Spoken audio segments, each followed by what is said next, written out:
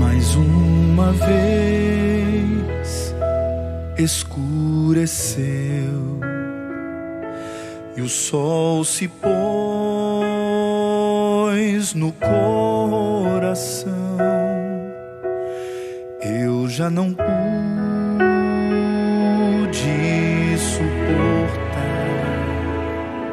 senti saudades do meu lar. Orei a Deus em aflição,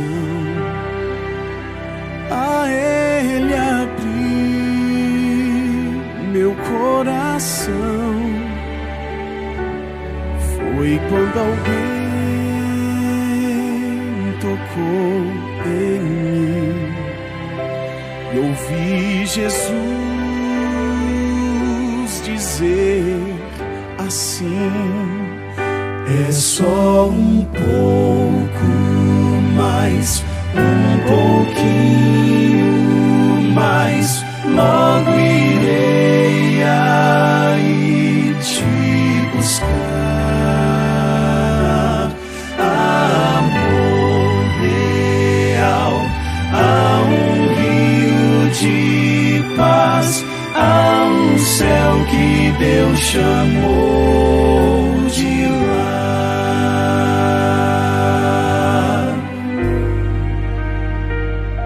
Mais uma vez amanheceu e o sol da fé em mim nasceu. E quando penso em desistir, Jesus me chama e diz assim: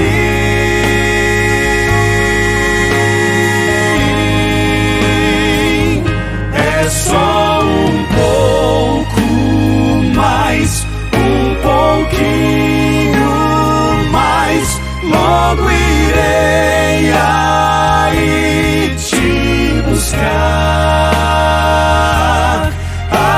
Amor real, há um rio de paz, há um céu que Deus chamou de lar. É só um pouco mais, um pouquinho mais, logo irei aí te buscar. Amor real, há um rio de paz.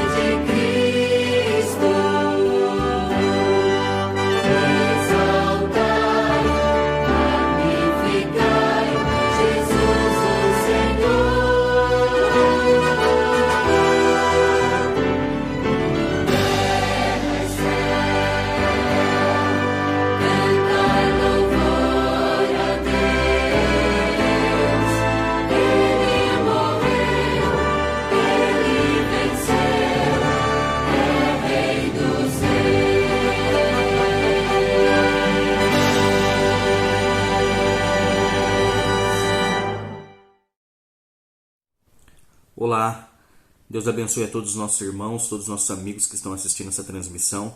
Que a paz de Deus ela possa inundar não só o seu lar, mas também o seu coração.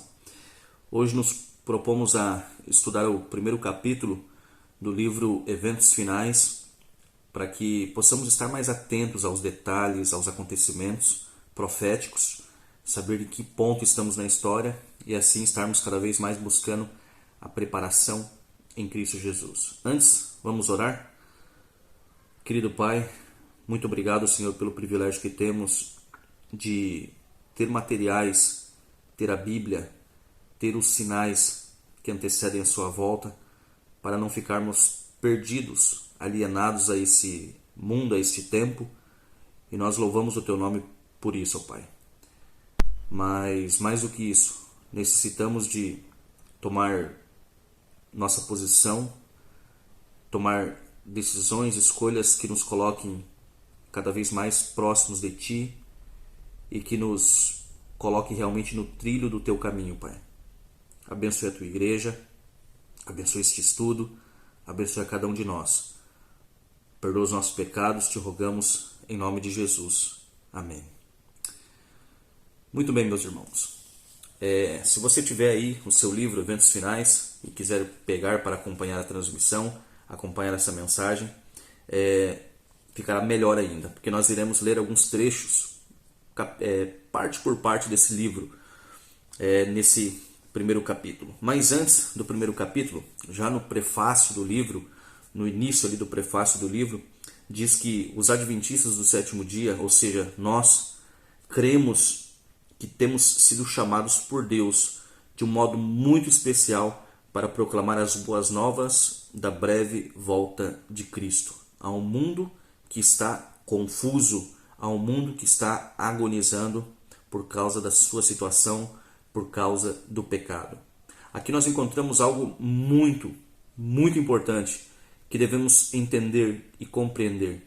Somos um povo chamado a uma missão especial. Um povo especial de um Deus com uma missão especial. Nós não podemos nos esquecer disso, porque se somos chamados para uma missão especial, a pergunta que vem, como estamos cumprindo essa missão? Ou melhor, estamos cumprindo essa missão? No finalzinho ali da primeira página, ainda no prefácio, diz que numa questão de tão grande importância como a experiência do povo de Deus nos dias à frente, quando cada pessoa terá que permanecer em pé por si mesma, como se não houvesse outra pessoa no mundo. Isso se encaixa perfeitamente com o cenário que nós estamos vivendo. Hoje eu estou transmitindo o culto da minha casa, porque a igreja está fechada, porque há um decreto de que não pode haver pessoas na rua a partir das 20 horas. Então, nós temos que nos adaptar à situação, ao momento, e temos que fazer de alguma forma com que a mensagem chegue, e principalmente a mensagem contemporânea, de alerta, e essa é realmente a nossa intenção. Ficar em pé por si mesma. Muitas pessoas, por não terem raízes profundas, por não se alimentarem da palavra, muitas pessoas por só abrirem a Bíblia no momento do culto, no momento da igreja, por não terem um culto, não estão se alimentando, não estão buscando, e nós precisamos buscar e nos alimentar. Haverá um momento em que não haverá pastores, haverá um momento em que não haverá um ancião, ninguém que esteja ali para nos auxiliar. E como permaneceremos firmes nesses momentos? Nós estamos dependendo de um homem, de pessoas, de um pai nos levar na igreja, de uma mãe nos conduzir, de um marido, de uma esposa ficar convidando para fazer o culto em casa, para ir no culto à igreja, para assistir um culto, uma transmissão. Nós realmente precisamos, como diz aqui a irmã White, e na realidade, esse último tópico que eu li, essa última referência, ela está no Comentário Bíblico Adventista, volume 7, página 983. E continua dizendo, é essencial que todos os cristãos tenham suas próprias convicções, com base em seu próprio estudo e sua própria relação pessoal com o Senhor. Própria relação pessoal com o Senhor. O motivo de estudarmos agora, nesse momento, o primeiro capítulo dos Eventos Finais, é porque nós precisamos compreender o tempo em que vivemos e também viver uma vida correspondente a esse tempo. Porque se não vivermos uma vida correspondente a esse tempo, em que nós temos crido? Qual tem sido a nossa motivação? Agora sim, vá ali para o primeiro capítulo. Eu quero ler aqui com vocês alguns trechos e fazer alguns comentários, principalmente o primeiro tópico ali, onde fala sobre a ampla apreensão pelo futuro. Outras versões vão dizer preocupação com o futuro. E aqui Ellen White diz, e nessa primeira referência, eu quero que você se atenha à data. Ela escreveu essa primeira referência em 1914, mas vamos fazer a leitura primeiro. Diz assim: o tempo presente é de dominante interesse para todo o vivente, ou seja, para todos os segmentos, sejam governadores, sejam estadistas, homens que ocupam posições de confiança, autoridades, homens e mulheres pensantes em todas as classes, têm sua atenção posta nos acontecimentos que tomam lugar ao nosso redor. Estão observando as relações que existem entre as nações. Eles examinam a intensidade que está tomando posse de cada elemento terreno e reconhecem que algo grande e decisivo está para acontecer. Algo grande e decisivo está para acontecer. Bom, só para finalizar aqui, continua dizendo que o mundo está no limiar de uma crise estupenda. Outras versões vão dizer que o planeta se encontra à beira de uma imensa crise. Muito bem, eu disse para você, essa citação é retirada do livro Profetas e Reis, página 537, mas é algo que Ellen White escreveu um ano antes de sua morte, em 1914. 1914. O que aconteceu em 1914? Logo em seguida a essa citação estourou a Primeira Guerra Mundial, que ceifou mais de 20 milhões de pessoas no mundo. 20 milhões de vidas foram ceifadas, foram perdidas. E é interessante que ela escreveu no mundo que estava realmente à beira de uma grande crise. A guerra ainda não havia começado quando ela escreveu essa descrição, né, que o mundo está à beira de uma grande crise. E realmente estava ali para estourar a Primeira Guerra Mundial. Mas como que ela sabia de tudo isso? Deus mostrou para ela. Deus revelou para ela. Bom, logo após essa guerra, o que aconteceu ali durante essa guerra, tentou ser unificado, ser criado um governo mundial, um plano de um governo mundial, né? E é um plano que nessa primeira etapa ele fracassou. Imagina, desde aquela época já se havia a intenção de se criar um governo mundial. Foi criada a Liga das Nações e infelizmente não deu certo, porque o principal país que deveria se unir não se uniu, que é os Estados Unidos. Nesse primeiro momento foi fracassada essa tentativa. Apenas 63 nações se uniram. Como não se uniu, como não aconteceu o plano, houve a Segunda Guerra Mundial. E a Segunda Guerra Mundial aconteceu do ano de 1939 a 1945. Ali 61 milhões de pessoas, 3 vezes mais, morreram por causa dessa guerra. Então, agora sim, conseguiram o seu plano, primeiro passo bem sucedido para se criar um governo mundial. E foi criada a ONU, a Organização das Nações Unidas. Veja só, a Liga das Nações não deu certo, era um tipo de uma ONU, mas agora sim, depois da Segunda Guerra Mundial, se estabelece a ONU, que inicialmente foram 53 países que se uniram, nações, mas hoje já conta com 193 nações. E agora sim, os Estados Unidos faz parte dela.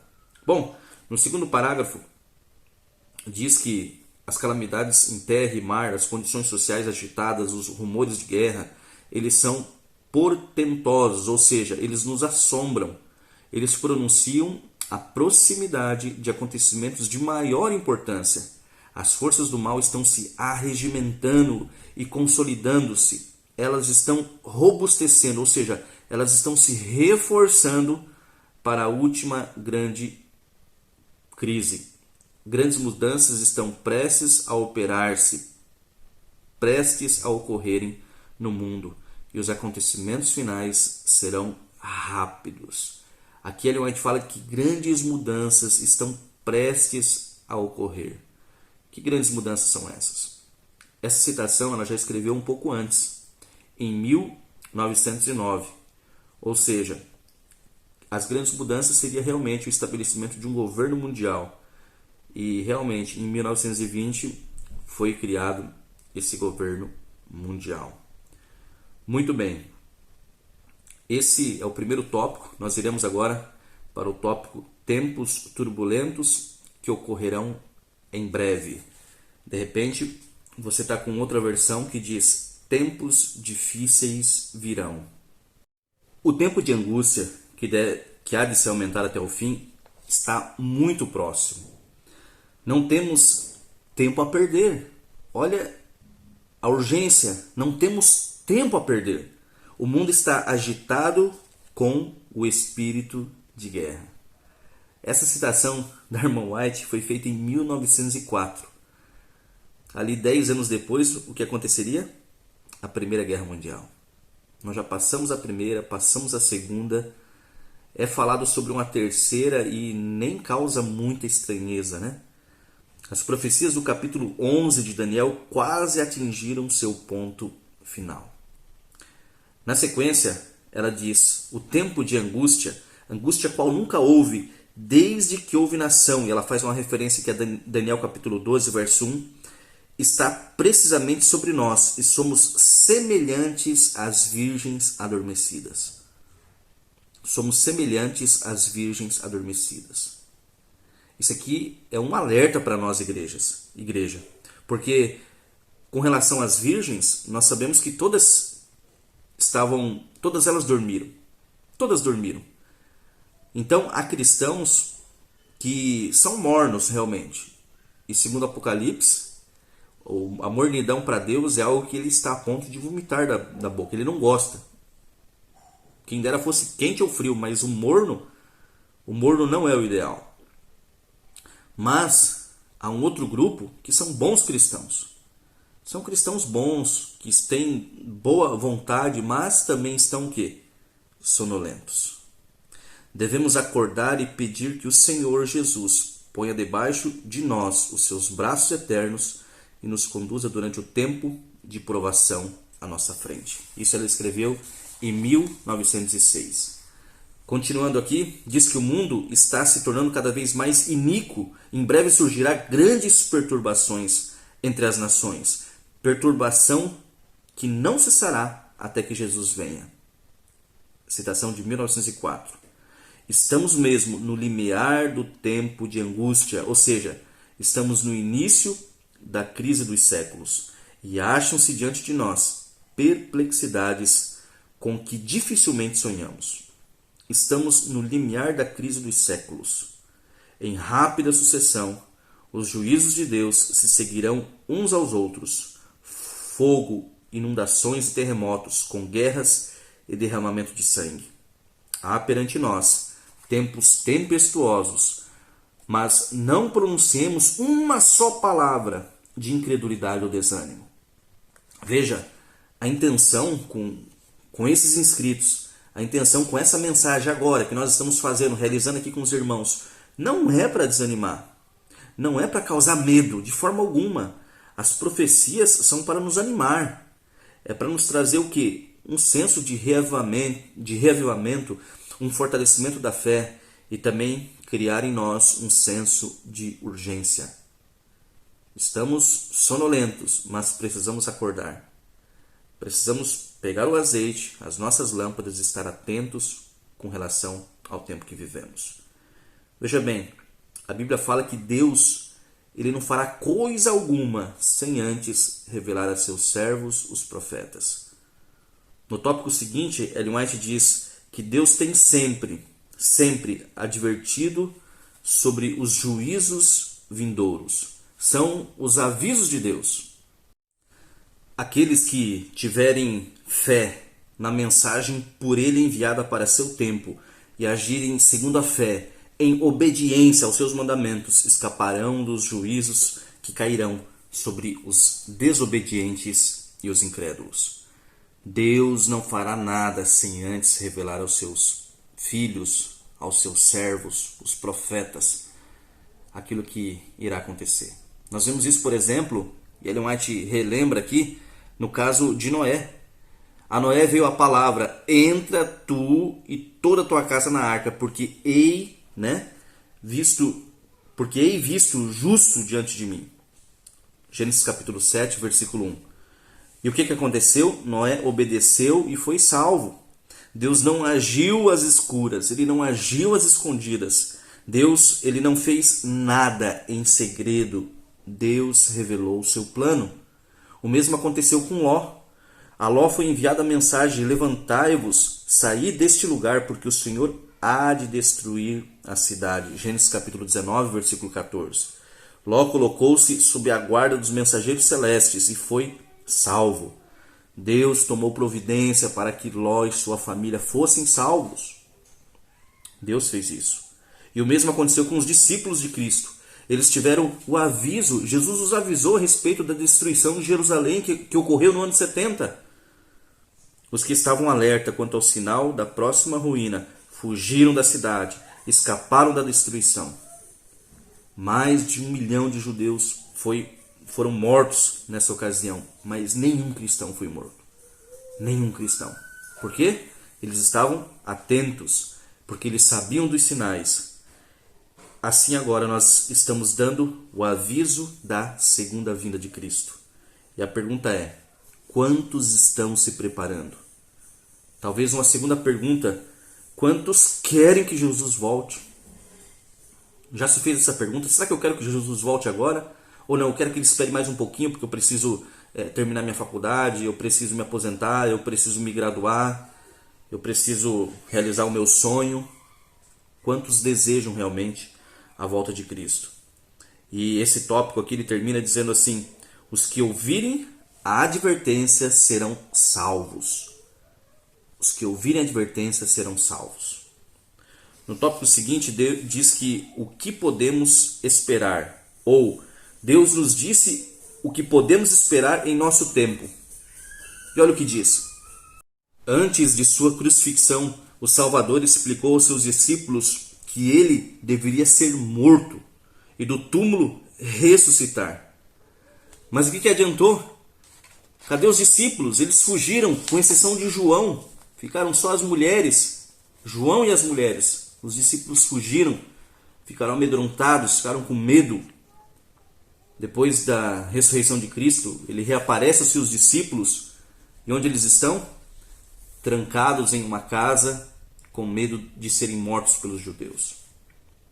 É isso o que aconteceu com eles. No finalzinho desse tópico aqui diz que, o último parágrafo do tópico, ou segundo parágrafo do tópico, como queira, assim nas profecias o futuro se patenteia diante de nós, tão claramente como se revelou aos discípulos pelas palavras de Cristo. Em outras palavras, as profecias, o futuro se abre diante de nós tão claramente como foi revelado aos discípulos pelas palavras de Cristo. Jesus ele revelou o futuro aos seus discípulos, mas o que aconteceu? Eles se esqueceram. Jesus, através das profecias, revelou o futuro a nós, a mim, a você. Mas o que está acontecendo? O povo está se esquecendo. E continua: os acontecimentos ligados ao final do tempo da graça e obra do preparo para o período de angústia, acham-se claramente apresentados. Multidões, porém, não possuem maior compreensão destas importantes verdades do que teriam se nunca houvessem sido reveladas. Parece que nunca foi revelado, porque não compreendem. A maioria vive como se a verdade ela não houvesse sido revelada. Bíblia, Espírito e profecia estão fechados, empoeirados em nossas estantes, em nossos armários, esquecidos, comidos pelas traças, porque não são estudados, não são lidos. Precisamos nos atentar para este tempo, precisamos acordar, precisamos de um reavivamento em nossas igrejas. O próximo tópico vai falar sobre as profecias referente aos últimos dias que requerem o quê? A nossa atenção. Profecias que exigem nossa atenção. E diz assim: vi então o terceiro anjo. Que terceiro anjo é esse? Apocalipse 14, de 9 a 12. Vamos ler de 9 a 12. Seguiu-se a este outro anjo, o terceiro, dizendo em grande voz: se alguém adora a besta e a sua imagem, e recebe a sua marca na fronte ou sobre a mão, também esse beberá do vinho da cólera de Deus, preparado sem mistura do cálice da sua ira, e será atormentado com fogo e enxofre diante dos santos anjos e na presença do Cordeiro. Versículo 11. A fumaça do seu tormento sobe pelos séculos dos séculos, e não tem descanso algum, nem de dia e nem de noite. Os adoradores da besta e da sua imagem, a quem quer que receba a marca do seu nome. E o versículo 12 diz: aqui está a perseverança dos santos. Quem é o povo de Deus? Os que guardam os mandamentos de Deus e a fé em Jesus. Então veja, aqui Ellen White disse: vi outro anjo, o terceiro anjo, e nós lemos aqui Apocalipse 14, 9 a 12, disse meu anjo acompanhante: terrível é a sua obra. É fácil a obra de pregar o evangelho? É fácil a obra de pregar a verdade? Aqui diz que é terrível. Por quê? Porque tremenda é a sua missão. Ele é o anjo que deve separar o trigo do joio e selar ou atar o trigo para o celeiro celestial. Estas coisas devem absorver a mente e toda a nossa atenção. Isso é o que deve estar no nosso coração, na nossa mente, na nossa boca o tempo inteiro como cristãos, como povo remanescente. É isso que deve absorver a nossa atenção, a nossa mente. É por isso que nós estamos estudando aqui esse livro, esse tópico, esse capítulo. E continua no segundo parágrafo: havemos de compreender diante de magistrados, aliás, de comparecer diante de magistrados, de juízes, para o quê? Responder por nossa lealdade para com a lei de Deus, para dar a conhecer as razões de nossa fé. E aos jovens devem compreender estas coisas. Profecia é algo muito racional.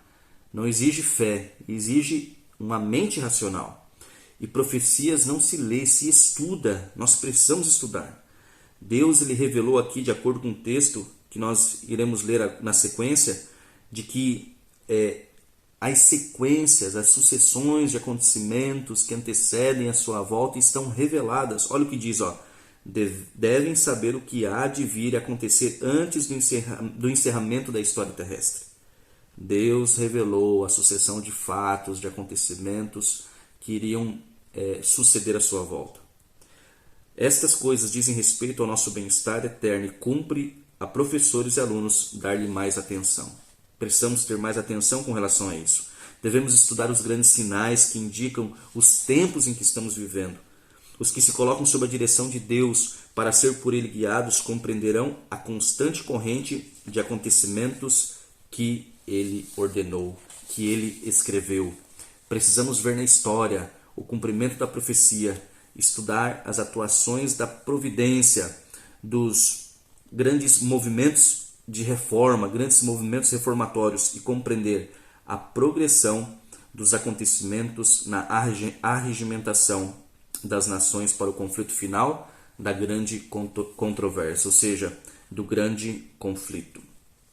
Muito importante estudarmos as profecias, especialmente os livros de Daniel e Apocalipse. Há necessidade de mais íntimo contato, mais íntimo estudo da palavra de Deus, especialmente os livros de Daniel e de Apocalipse. E por quê? Porque quando a gente compreender, estudarmos, nos aprofundarmos sobre as profecias de Daniel e Apocalipse, haverá em nossa igreja, em nosso movimento, em nosso meio, um grande reavivamento. A luz que Daniel recebeu de Deus foi dada especialmente para estes últimos dias. Leiamos, estudamos o capítulo 12 de Daniel. Ele é uma advertência que todos nós precisamos compreender antes do tempo de angústia. O último dos escritos do Novo Testamento está cheio de verdades cuja compreensão nos é necessária. As predições do livro de Apocalipse que ainda não se cumpriram, logo se cumprirão. Esta profecia deve ser agora estudada com diligência, com cuidado, minuciosamente pelo povo de Deus e compreendida claramente.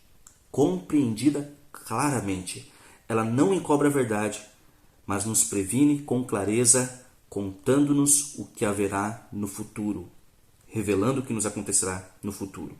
As solenes mensagens que foram dadas em nossa ordem no Apocalipse devem o quê? Ocupar o primeiro lugar no espírito do povo de Deus. Ou seja, o primeiro assunto que deve ocupar a nossa mente, o nosso coração, o coração do povo de Deus, é a profecia. São as profecias, que nós precisamos realmente nos ater mais a ela e estudar mais. O assunto ele deve ser mantido perante o povo, mantendo a perspectiva correta. É um assunto urgente.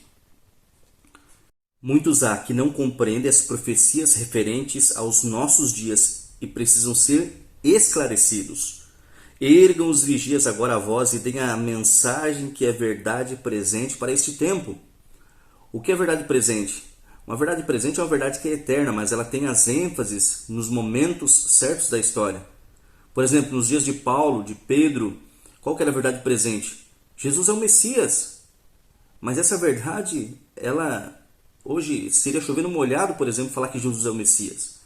O cristianismo é a primeira religião, a religião mais forte e mais que tem mais adeptos no mundo. Falar que Jesus é o Messias, tá, e daí? Todo mundo já sabe disso. A verdade presente hoje são as 3 mensagens angélicas. Por exemplo, é chegada a hora do seu juízo. Como que nós iríamos falar que é chegada a hora do seu juízo há 500 anos atrás? Não havia chegado ainda. A segunda mensagem angélica diz que caiu a grande Babilônia. E a terceira ainda diz que quem adorar a imagem da besta, receber o sinal na sua fronte, beberá do vinho da cólera de Deus. Essa seria uma verdade presente para os nossos dias. E diz mais, Deus estabeleceu, porém, um dia para o término da história deste mundo, da história terrestre. Deus tem uma data, Deus tem um dia estabelecido que só Deus sabe. Deus não depende de nada, Ele é soberano. Ele não depende de absolutamente nada. Deus ele está no controle, no comando e nada, absolutamente nada fugiu ao seu controle. Mas a pandemia, tudo está dentro do bojo, tudo está dentro do plano que Deus estabeleceu. Para finalizar, mantendo os eventos futuros na perspectiva correta, nós precisamos mantê-los na perspectiva correta dos acontecimentos. O sinal da besta é exatamente o que tem sido proclamado. Nem tudo que se refere a este assunto é compreendido, nem compreendido será até que tenha sido completamente aberto o rolo do livro. Nós vemos os selos deste rolo sendo abertos em Apocalipse 5 até Apocalipse 8. Apocalipse 5, Apocalipse 6, em Apocalipse 8 termina a abertura do último selo. E nós precisamos estar atentos a cada detalhe da profecia. Aqui, quando Ellen White escreveu nessa citação em 1900, não havia compreensão total a respeito deste assunto. Mas nós já passamos mais de 120 anos dessa citação. E hoje nós podemos ter muito mais luz do que teve lá no passado para compreender cada detalhe das profecias bíblicas. É por isso, como diz o título deste capítulo, deste tópico dentro do capítulo 1, mantendo a perspectiva correta, mantendo o olhar correto, mantendo a visão correta e a atenção correta para cada detalhe, para não sermos pegos de surpresa. Precisamos sim, irmãos, nos preparar. Precisamos sim estar atentos para cada sinal, para cada acontecimento. A pandemia está dentro do bojo dos sinais. Ela não é uma praga, não é isso. Mas ela faz parte sim dos sinais da volta de Jesus. Está dentro de todos os sinais que foram proclamados por Cristo. E eu vejo também ela como uma intensificação da sacudidura. Pessoas retornando, pessoas saindo, umas por estarem fracas, outras por estarem atentas, preocupadas com a sua salvação. E não há nada mais importante do que isso. Mas Jesus não vai voltar agora. Quem disse? E se não voltar também? Nós precisamos estar preparados nesse momento. Se você souber que Jesus vai voltar daqui 10 anos e que você não irá morrer nesse tempo, ainda assim não estará perdendo nada, se preparando hoje, estando preparado amanhã, semana que vem, mês que vem, ano que vem, até a sua volta. Mesmo que isso demore, não estamos perdendo nada, nos relacionando com Ele e estando preparados para este encontro glorioso, que eu tenho certeza que não demorará muito. E se descansarmos hoje no Senhor, para nós já se encerrou e Jesus já voltou. Então estejamos sim preparados para essa bendita esperança que nos aguarda. Que Deus nos abençoe. Quero cantar um hino agora. Vamos cantar um hino? Vamos nos preparar para o hino que será projetado. Na sequência, nós iremos orar.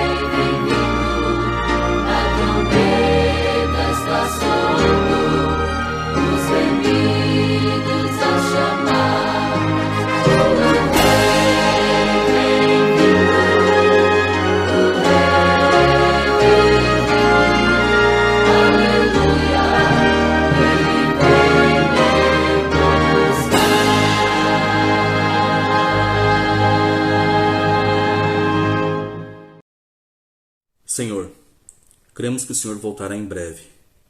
Por favor, Pai, prepara o teu povo desperta o teu povo para esse encontro especial com o Senhor nos ares. O Rei vem vindo. Que essa frase, ela todos os dias, em todos os momentos, bata forte em nossa mente, em nossos ouvidos, para que possamos nos lembrar e com isso nos preparar para o encontro contigo, meu Deus. O Senhor está muito próximo de voltar. O Senhor disse em São João capítulo 14, versículos 1 a 3, que irá preparar um lugar. E quando voltar, depois de preparar esse lugar, voltará para reclamar a sua igreja, a sua noiva, aquela pelo qual o Senhor derramou e pagou um alto preço, um alto dote. Esses são os seus filhos, esses somos nós, que possamos estar no meio deste povo, aguardando a bendita esperança. Deus nos abençoe. Que o Senhor nos abençoe e nos guarde. Que o Senhor faça resplandecer o seu rosto sobre nós. E que o Senhor tenha misericórdia de nós. Que o Senhor sobre nós levante o seu rosto e nos dê a paz. Não permita que nenhum de nós nos percamos. Te rogo essa dádiva, essa bênção, nos méritos e no nome do Senhor Jesus Cristo. Amém. Amém. Deus te abençoe, querida família da fé. E vamos estudar mais as profecias, vamos estar mais atento aos sinais da sua volta. Deus te abençoe. Até mais. Tchau, tchau.